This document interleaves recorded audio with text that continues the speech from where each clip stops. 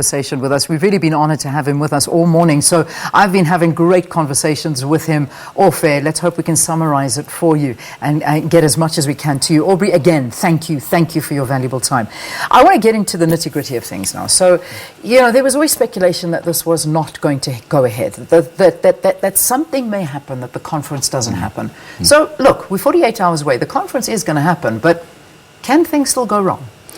The conference will start, and then thereafter there are three possibilities. First of all, it may become as peaceful as a church service, which from do you beginning believe, to end. Do you believe that could happen? I mean, let's put a value to that. Well, highly probable or highly not probable? Well, let me give you the other two possibilities. Okay, let's go. Then we come back to the church service. Okay.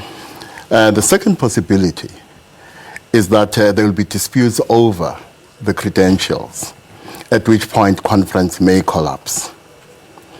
If it does not collapse and the election does happen, when the results of the presidential election is announced and the losers do not accept the result, it may collapse because as we speak, both sides are accusing the other of, let's call it doping and manipulation.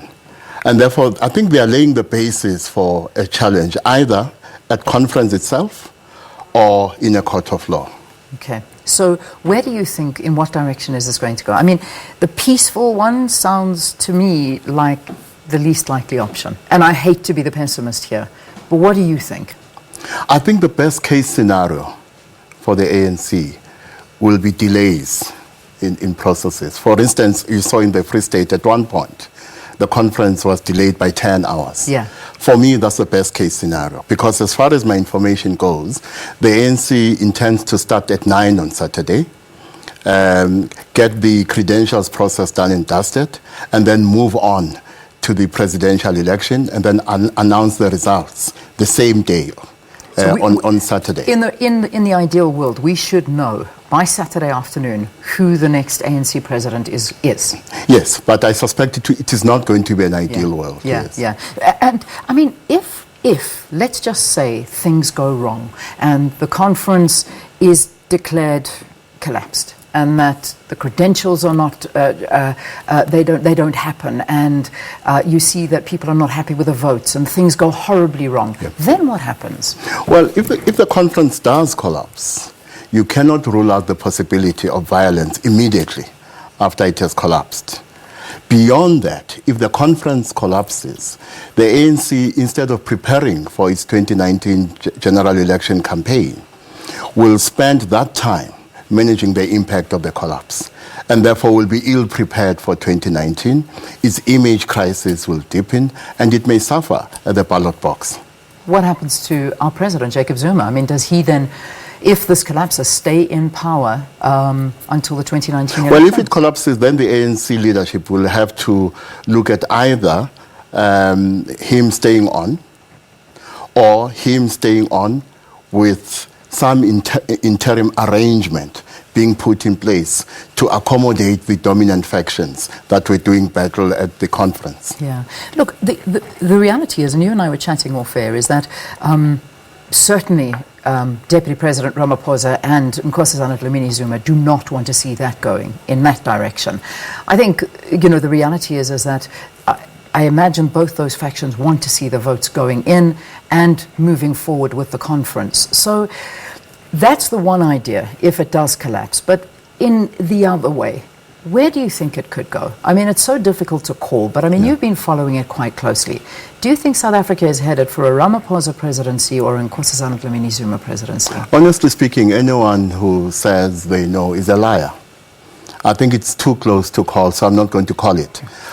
All I will say, as I've been saying over the past 3 months, is that the momentum has been shifting away from Nkosazana Dlamini-Zuma. And therefore, Ramaphosa has come from behind and has put up quite a challenge against our expectations. So it is going to be very close. And that's the problem for the ANC, because whoever wins will not be able to preside over the ANC in its entirety, because the portion of the ANC that did not support him or her is going to reject him or her. And therefore, it's going to be very difficult for the winning candidate to unite this party. Yeah. I want to just steal your views on the issues that came up at the beginning of this week, and I don't think we can ignore them.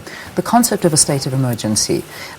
We saw reports coming through, and however, you were telling me that even before these reports came out, that is something that you were talking about, which makes me a little bit worried in terms of the run-up to the 2019 elections. What are your views? What are you thinking with a state of emergency? Well, the idea I have been sharing with my audiences for months now around the country is that there is a fear amongst the opponents of Jacob Zuma inside the ANC that if the service delivery protests escalate, become violent, and run deep into 2018, that may become a pretext for him to turn around and argue that the country cannot hold an election under those circumstances. In which case, of course, we will have a constitutional crisis.